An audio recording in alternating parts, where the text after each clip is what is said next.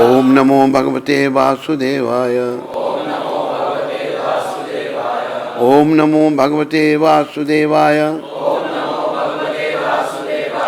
ओम नमो भगवते वासुदेवाय। नारायणं नमस्कृत्यं नरं चैव नरोत्तमं देवीं सरस्वतीं व्यासं ततो जयमुदीरये। नष्टप्रायेषु भद्रेषु नित्यं भागवत सेवया भगवती उत्तम श्लोके भक्तिर्भक्ति नैष्ठ की।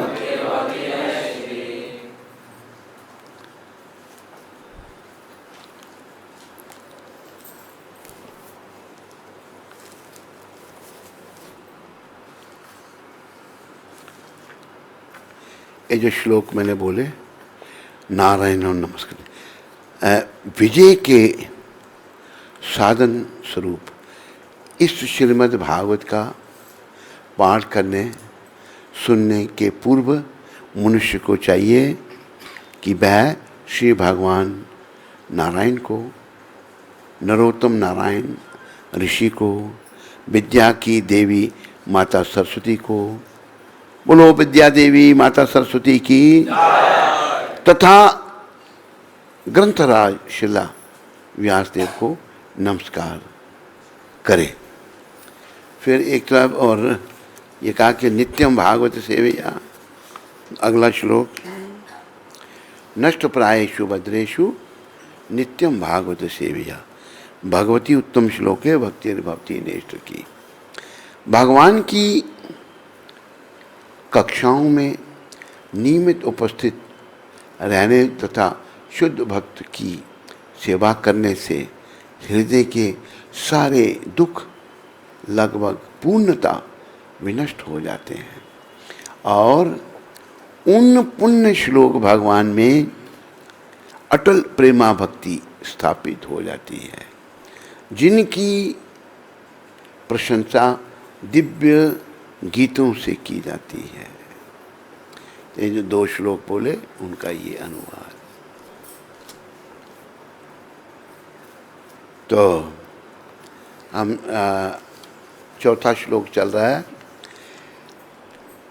नैमिषे अनिमिष क्षेत्रे ऋषियः शौनकादया सत्रम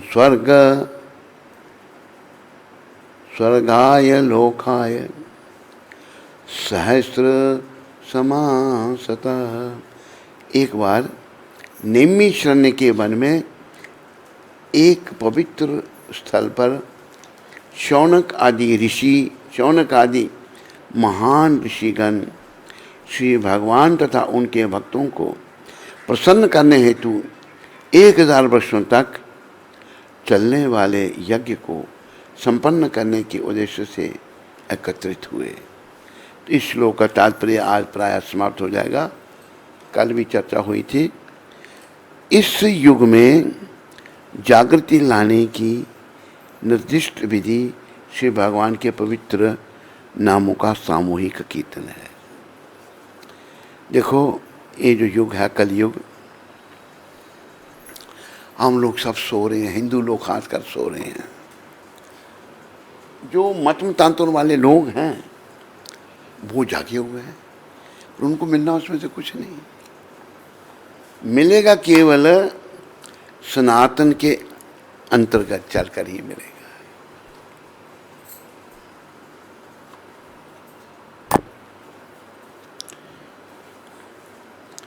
तो लोगों में जागृति के संकीर्तन, आप देखो जहाँ के भी हो कीर्तन करो। वहाँ पर हो सके रोज़ सुबह उठ के प्रभात फेरी निकालो, 2 4 हों 8 हों 10 व्यक्ति हों जितने भी हों। एक हमारे पास एक भक्त थे इधर हरिद्वार में, अकेले रोज़ प्रभात फेरी करताल लेकर रोज़ हरिद्वार में उन्होंने निकाल ली कीर्तन। और कीर्तन करने से क्या होगा, वातावरण शुद्ध होगा, हमारे मलिन मन शुद्ध होंगे।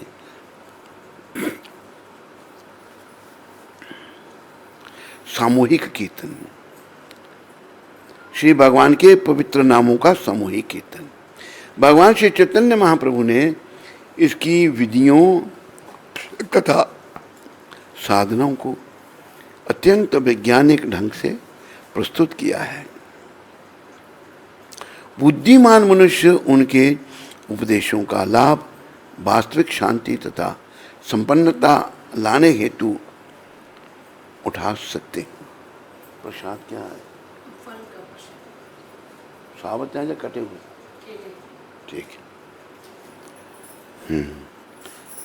भगवान श्री चैतन्य महाप्रभु ने इसकी विधियों तथा साधनों को अत्यंत वैज्ञानिक ढंग से प्रस्तुत किया है।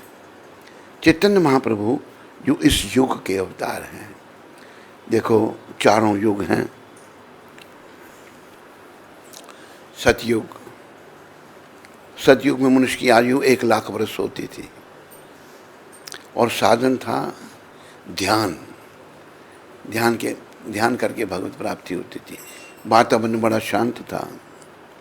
फिर त्रेता युग आया, सतयुग के बाद त्रेता, उसमें आयु हो गई 10,000 वर्ष और साधन हो गया यज्ञ। यज्ञ करके यज्ञ पुरुष भगवान को प्रसन्न किया जाता था।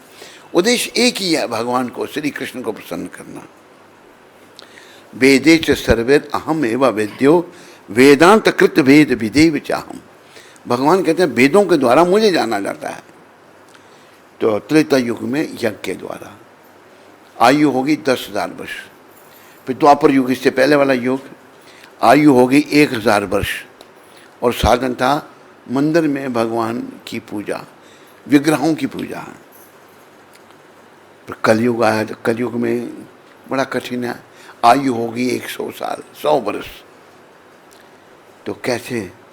तो कलयुग के लोगों के लिए भगवान श्री चैतन्य महाप्रभु ने इसकी विधियों तथा साधनों की अत्यंत वैज्ञानिक ढंग से प्रस्तुत किया है।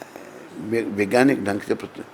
बुद्धिमान मनुष्य उनके उपदेशों का लाभ वास्तविक शांति तथा संपन्नता लाने हेतु उठा सकते हैं। श्रीमद् भागवत में भी उसी उद्देश्य से प्रस्तुत किया गया है। आगे चलकर इसकी विशद व्याख्या की जाएगी। भागवत में ही वर्णन आता है। सुखदेव परीक्षित महाराज को कह रहे हैं, वो कहते हैं, कलो दोषे निधि राजन अस्ति ही एक महान गुना कीर्तनाद एव कृष्णस्य मुक्त संगा परम ब्रजेत। सुखदेव महाराज परीक्षित जी को कह रहे हैं, राजा परीक्षित के बाद 7 दिन थे। बोला कि ये राजन, इस कलयुग में बहुत दोष हैं, दोषों का ये खजाना है, लेकिन एक महान गुण भी इसमें है। महान गुण क्या है? कि केवल कृष्ण कीर्तन करने से जीव भगवत प्राप्ति कर सकता है। कीर्तनादेव कृष्णस्य मुक्त संगा पर, उस आवागमन के चक्कर से मुक्त हो सकता है। ये इसका गुण है। और वही अभी के उस तात्पर्य में प्रभुपाद समझा रहे हैं। बोलो भागवत महापुराण की। आज 24 तारीख है और रविवार। आज की प्रभुपाद की शिक्षा, आज के दिन 24 तारीख को 1971 को ये प्रभुपाद जी ने न्यूयॉर्क में कहा था। ऐसा नहीं है कि आप पशुओं को मारते रहेंगे किंतु आपके बीच होने वाले युद्ध समाप्त हो जाएंगे। देखो, जितने भी जीवधारी हैं, पशु पक्षी, पशुओं को जो मारना है ना, बड़ा पाप है। किसी जीव को नहीं मारना चाहिए।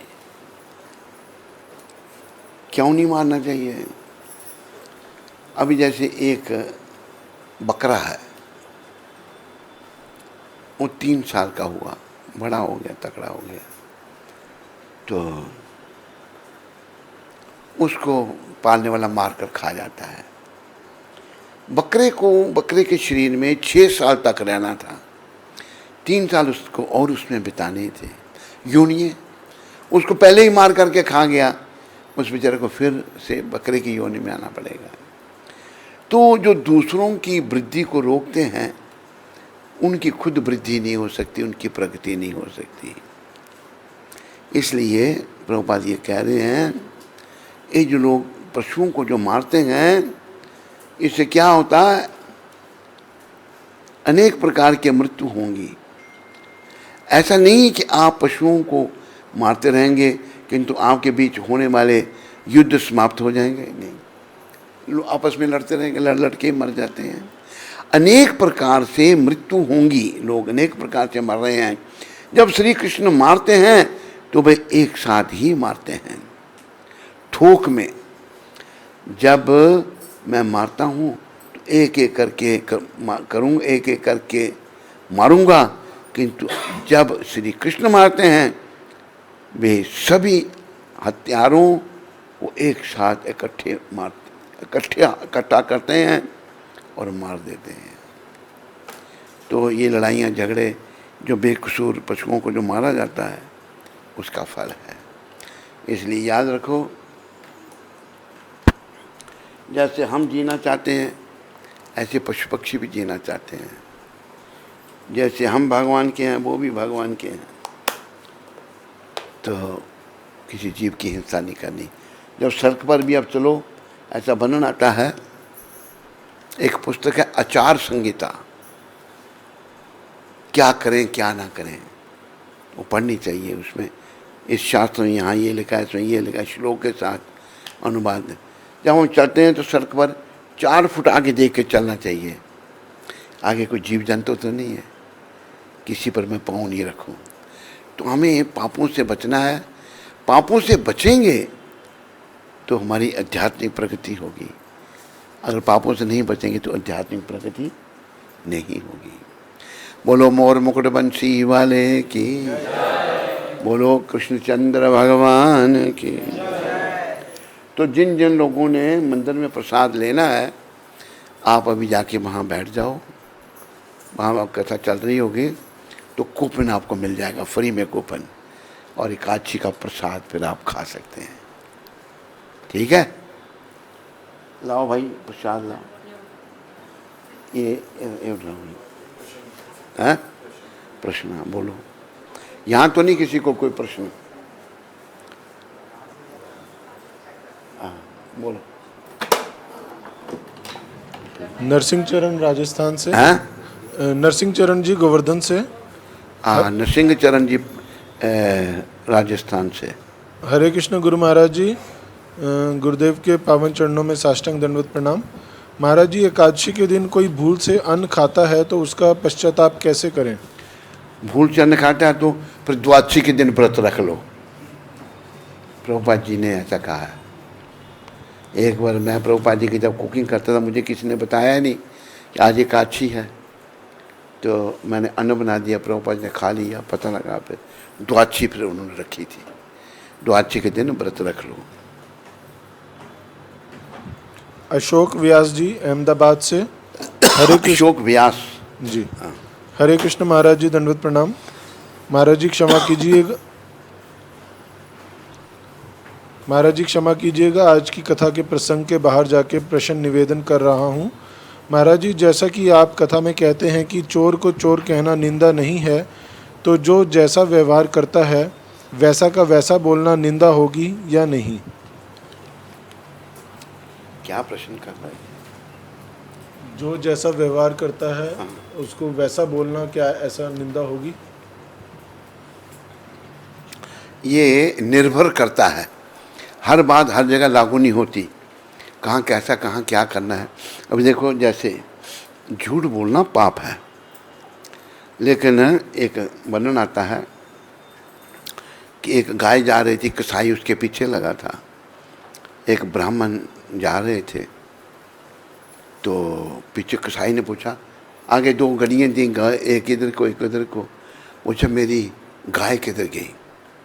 देखा वे कसाई है, उसको झूठ बोलना चाहिए था वहाँ पर, उसको सच बता दिया, अगले जन्म में दंड भोगना पड़ा।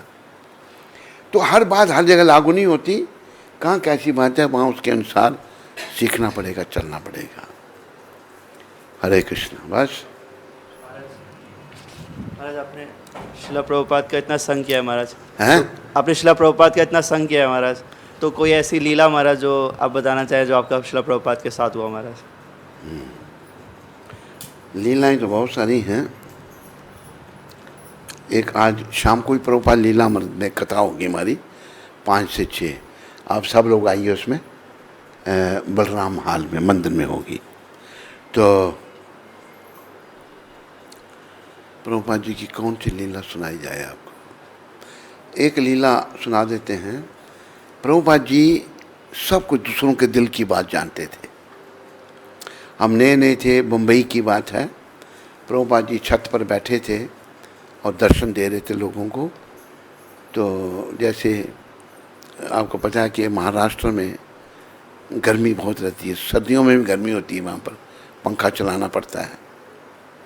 तो हमने पंखा उठाया, मोर पंख, और प्रभुपाद जी को हवा करने लगे। जब हम हवा कर रहे थे, इतनी देर में सायंकाल का समय आ गया और टेम्पल कमांडर एक आया, उसका नाम था चैत्य गुरु। वो आया, कहता प्रभुपाद अब ये सब लोग आरती में जाएं? कहते हैं हाँ। उसने कहा चलो साहब भाई आरती में चलो। सब उठ के जाने लगे। मेरे मन में आया कि मैं यही सेवा करूं प्रभुपाद जी की। वो मेरे दिल की जान गए। तो सब लोग जब उतर गए, और टेम्पल कमांडर का बच्चा जो है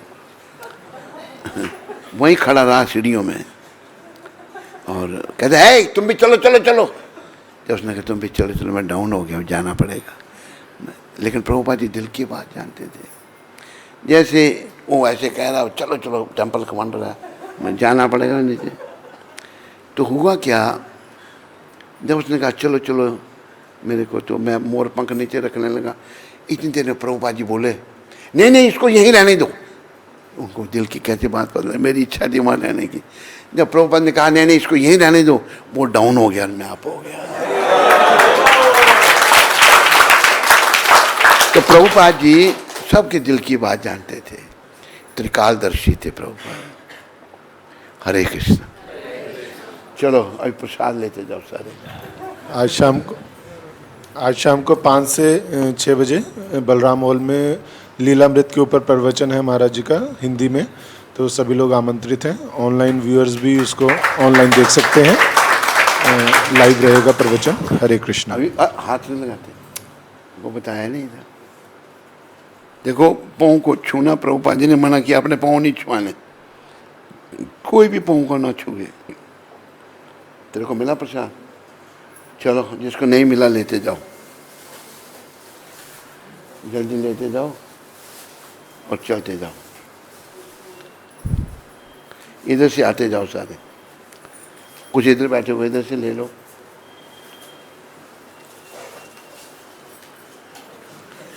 चलो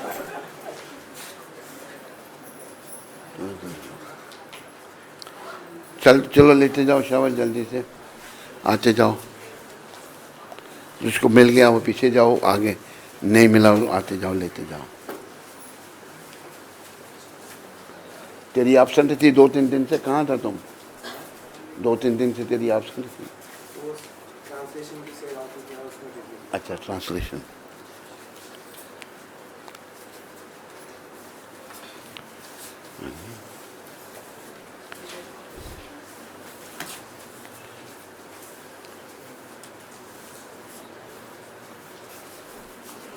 आगे आगे आकर लेते जाओ। तुम कहाँ से आया?